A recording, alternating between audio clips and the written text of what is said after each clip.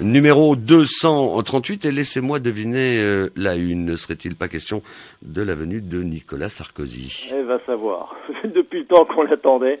Oui, bien sûr, on n'a pas pu le manquer. Et puis surtout qu'on avait envie de lui dire quelque chose. On avait envie de lui dire qu'il exagère peut-être un peu. Donc du coup, on titre « Nicolas, tu exagères » à propos, non pas de sa visite qui est bienvenue, mais du fait d'esquiver Metz et aussi d'esquiver pratiquement tout contact avec le public au cours de cette visite, dont on attend néanmoins beaucoup. Un numéro assez spécial, puisqu'il y a quand même 56 pages dans ce numéro 238 de la semaine qui arrive dans les kiosques ce matin.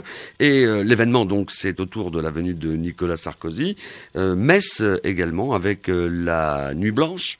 Oui, la Nuit Blanche qui a eu lieu donc vendredi dernier, une Nuit Blanche qui pour nous c'est plutôt résumé à une soirée blanche, c'est-à-dire un très bon début, et ensuite après minuit ça s'est un peu effiloché, donc nous avons eu de très belles images de cette soirée, et revenons dessus, mais bon, Metz aussi, ce week-end et encore le week-end à venir, c'est la Foire internationale de Metz, c'est une avalanche de manifestations à caractère gastronomique à Sarrebourg et à Thionville, ce qui explique un peu les 56 pages de ce matin. Du côté de Nancy, un coup d'œil sur actualité, je ne sais pas, où ça tient, où est le fil entre la politique et l'information people. Parfois, oui. On se demande un peu à qui profite le crime dans l'histoire du permis de conduire retiré à Laurent Hénard, parce que finalement c'est une affaire qui était pratiquement réglée depuis un mois et demi, et tout d'un coup ça sort comme ça, donc on se demande un peu ingénument à qui ça profite.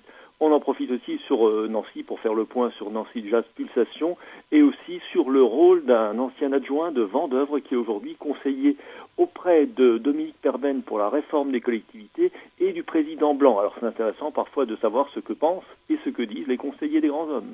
Jean-Pierre Jagère, dans ce numéro 238, les lecteurs vont retrouver une nouvelle rubrique. Un petit mot. Oui, une rubrique sur Thionville qui s'appelle Diagonale, parce que la réalité de Thionville est parfois un peu difficile à saisir, parce que c'est une grande ville, mais tout en étant encore un peu une moyenne ville. Donc on a proposé à un de nos journalistes de partir chaque semaine, de parcourir la ville en trajectoire et de raconter sur cette diagonale ce qu'il rencontre, aussi bien les petites choses de la vie que des réunions, des affaires de musée, une tenue de conseil municipal. Et donc tous les 15 jours, on aura nos diagonales dans Thionville. Ce que vous appelez, vous, c'est un bon plan. Moi, j'appelle ça un portrait. Ouais. Consacré à qui dans ce numéro 238 ? À Ernest Matisse, un restaurateur étoilé de Sarrebourg, étoilé depuis 20 ans, un bel homme. C'est-à-dire quelqu'un qui, depuis 1963-64, tient sa boutique, son restaurant Matisse à Sarrebourg, avec le respect des valeurs, tout en se remettant en cause régulièrement, et qui est un peu le sage de la cuisine mosellane. Et ce lundi, à l'occasion des Escales du Goût de Sarrebourg, tout l'ensemble de la profession lui rend hommage lors d'un repas de gala. Alors nous, on a voulu en savoir un peu plus sur sa vie et sur ce qui le fait encore courir et même pédaler, parce que c'est un fou de vélo. Jean-Pierre Jagère, tous ces articles que l'on peut lire dans ces numéros de la semaine, et entre autres dans le 238 qui arrive ce matin,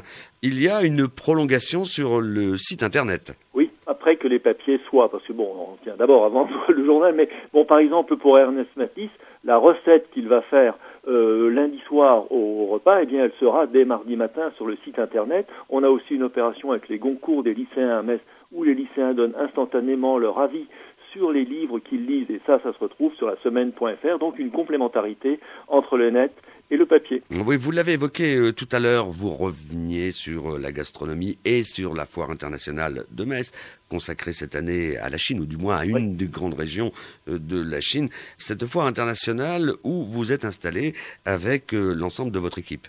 Oui, nous avons un stand dans le hall qu'on peut appeler le hall d'accueil, juste avant d'arriver à l'exposition sur la Chine, et c'est avec un énorme plaisir que nous accueillons nos lecteurs et aussi que nous essayons d'en trouver de nouveaux.